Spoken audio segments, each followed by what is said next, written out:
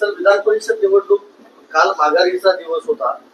मोठ्या प्रमाणामध्ये बिनविरोध करण्याचा प्रयत्न झाला. अनेक ठिकाणी काँग्रेसच्या उमेदवारांनी माघार घेतलेली आहे. भाजपवर आरोप केला जातोय महाविकास आघाडीच्या काँग्रेस पक्षाकडून की सपकाळनी डायरेक्ट म्हटले की घोडेबाजार आहे, भाजप ताकद वापरते.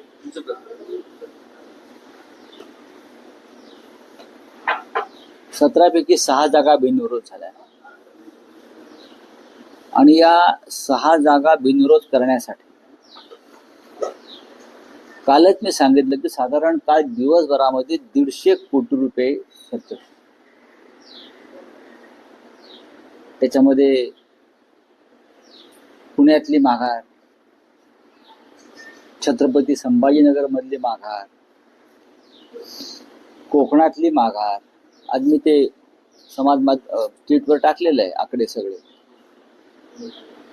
याशिवाय अजून 3 ठिकाणी यवतमाळ, वर्धा, गडचिरोली वगैरे तो भाग सगळा. 150 कोटी रुपये काल माघारी आणि बिनविरोध या संदर्भातले जे व्यवहार झाले, त्यात खर्च झाले. आता ज्या 11 निवडणुका होणार आहेत तिथे मोठ्या प्रमाणात खर्च केले जातात. माझं असं म्हणणं आहे भारतीय जनता पक्ष आणि त्यांच्या लोकांना, तुमच्याकडे पुरेसं संख्याबळ आहे ना. पुरेसं संख्याबळ असताना तुम्ही हा घोडेबाजार का करताय हे मी पहिल्या दिवसापासून सांगतो आहे. तुमच्याकडे जिंकून येण्या इतकं बळ आहे, संख्याबळ आहे, यंत्रणा आहे, तरीही तुम्ही बिनविरोध माघार यासाठी एवढा आटापिटा का करताय, घोडेबाजार का करताय. एका बाजूला मोदी म्हणतात काटकसर करा, मोठे कार्यक्रम करू नका, गाड्या घोड्या उडवू नका. मग पैसे उडवायला परवानगी दिली आहे का? अशा प्रकारे विधान परिषद निवडणुकांवरती अशा प्रकारे कोटी कोटी रुपये पैसे उडवायला परवानगी दिली आहे का? कोकणातील माघारीसाठी 25 कोटी रुपये दिले साधारण.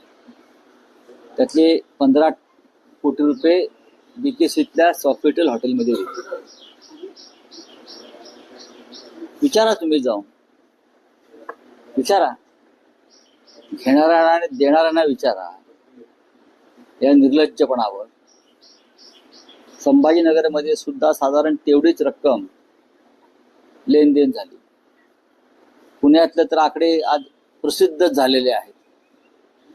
उमेदवारीच्या बदल्यात उमेदवारी देणाऱ्यांना काय दिलंय ते काही कर्ज रूपानं आहे, काही स्थावर मालमत्तेच्या रूपानं आहे.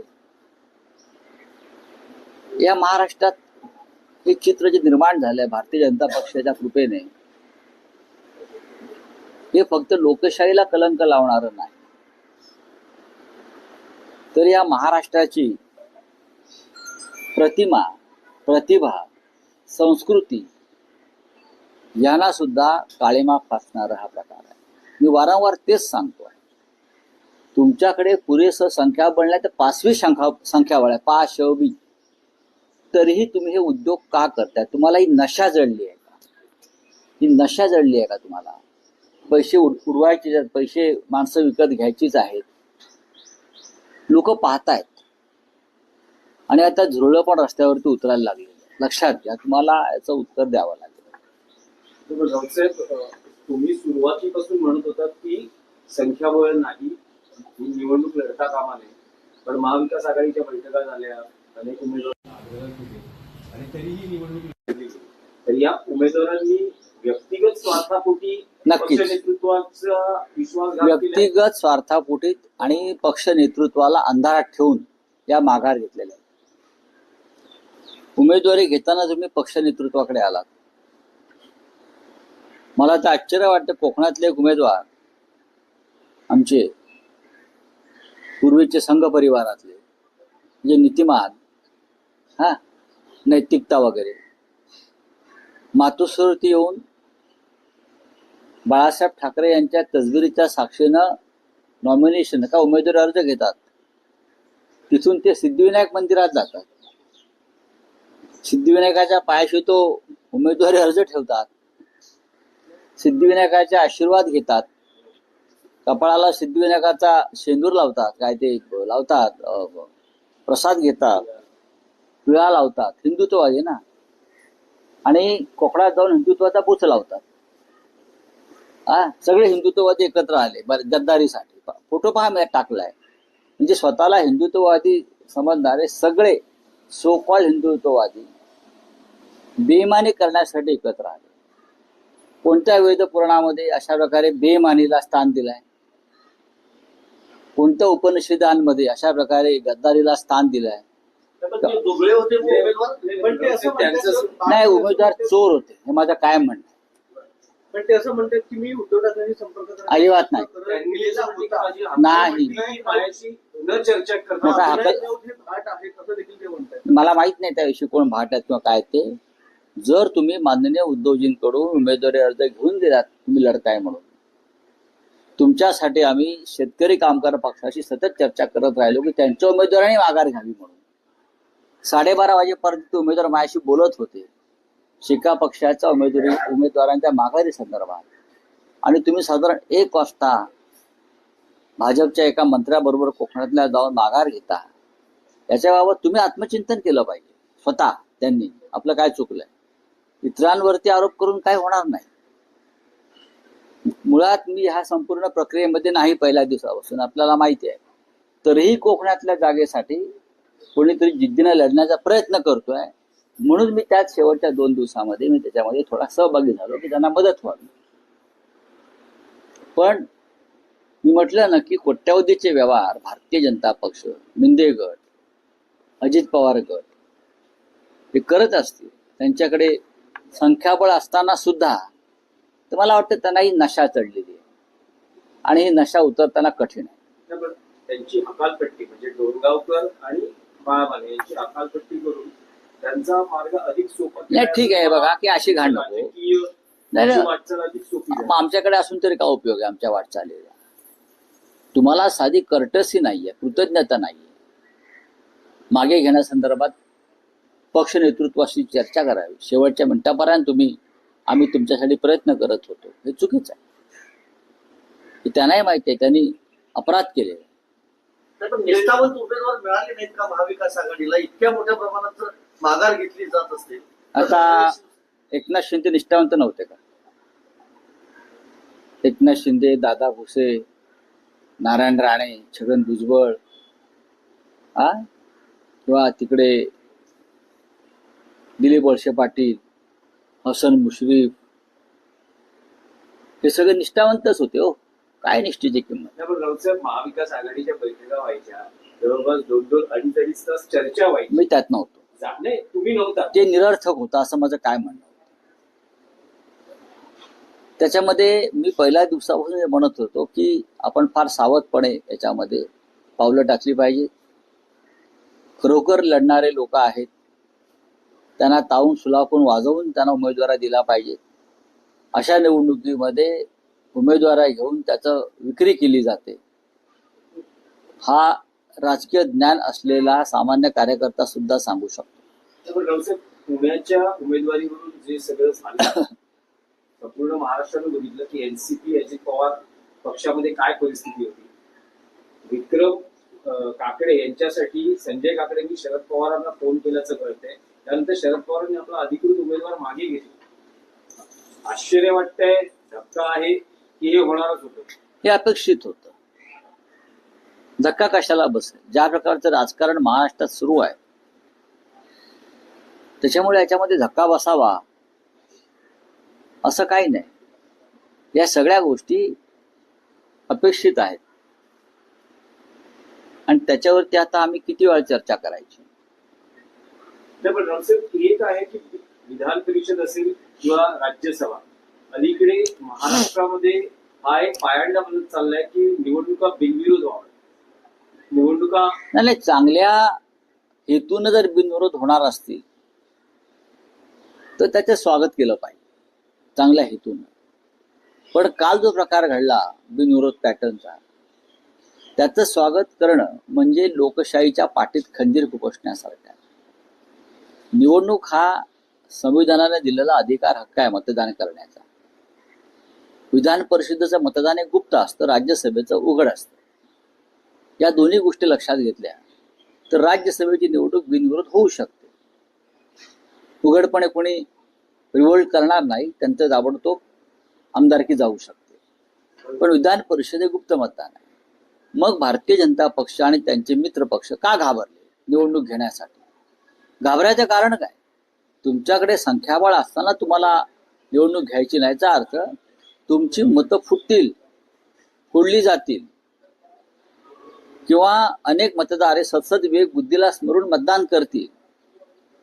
म्हणून तुम्ही धमक्या दिल्यात माघारीसाठी. नाशिकला धमकीचा प्रकार झालेला आहे.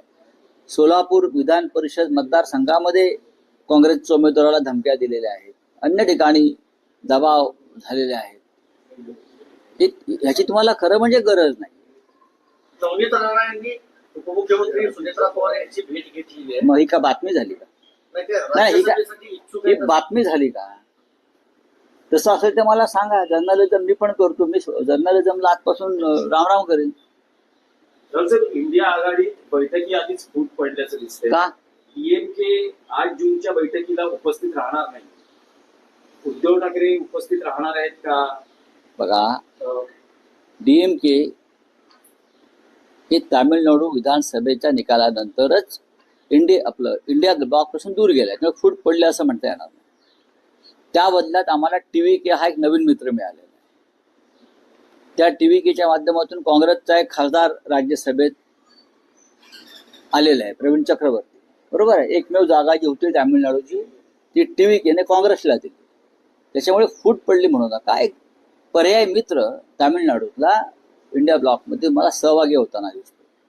हा, आता 8 तारखेच्या बैठकीला शिवसेनेकडून कोण जाईल याबाबत आता उद्धवजी निर्णय घेतील. तुम्ही म्हणतात की फूट पडली नाही, पण पुढच्या काळात जर काही विधेयक ही संसदेत पुन्हा मंजुरीसाठी आली तर कदाचित डीएमके वेगळी भूमिका घेऊ शकते. नाही, बघा, आणि ज्याचा इंडिया अलायन्सला बसू शकतो. ज्या पद्धतीनं अमित शहा आणि त्यांच्या लोकांनी तृणमूल काँग्रेसचे उभी आडवी फूट पाडलेला आहे, त्यानुसार ते काही करू शकतात.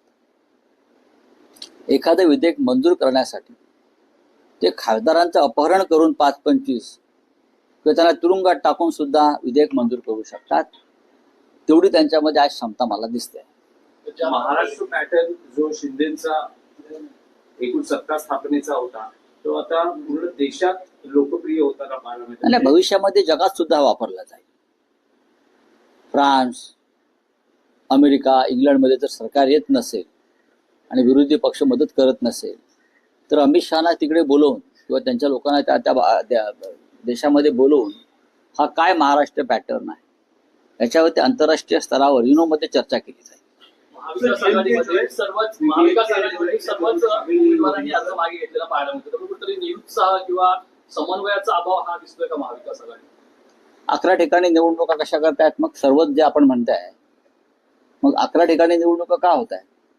महाविकास आघाडीचेच उमेदवार आहेत ना. आता नागपूरला अतुल लोंढे पाटील लढतायत ना जिथे. सोलापुरामध्ये काँग्रेसचे उमेदवार आहेत देशमुख, वसंत देशमुख, ते लढतायत. अनेक ठिकाणी आहेत तसे उमेदवार आमचे उभे.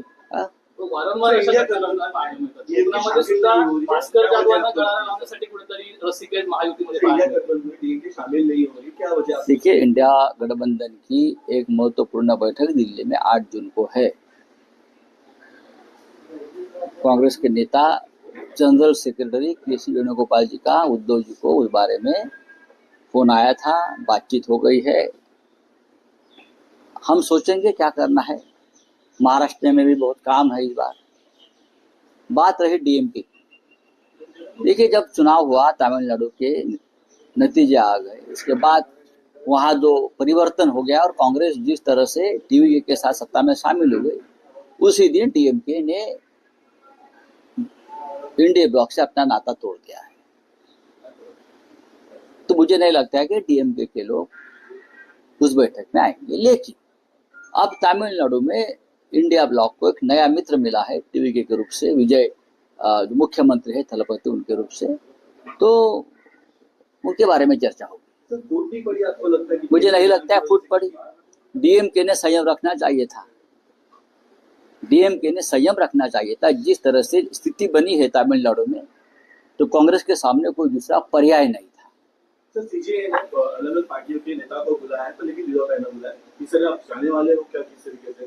किसने बुलाया है? सीजेआई सर, कांग्रेस जनता पार्टी, कांग्रेस जनता पार्टी, उन्होंने बुलाया हुआ है सब पॉलिटिशियंस को। मुझे मालूम नहीं, इस बारे में मेरे पास जानकारी नहीं। ठीक है।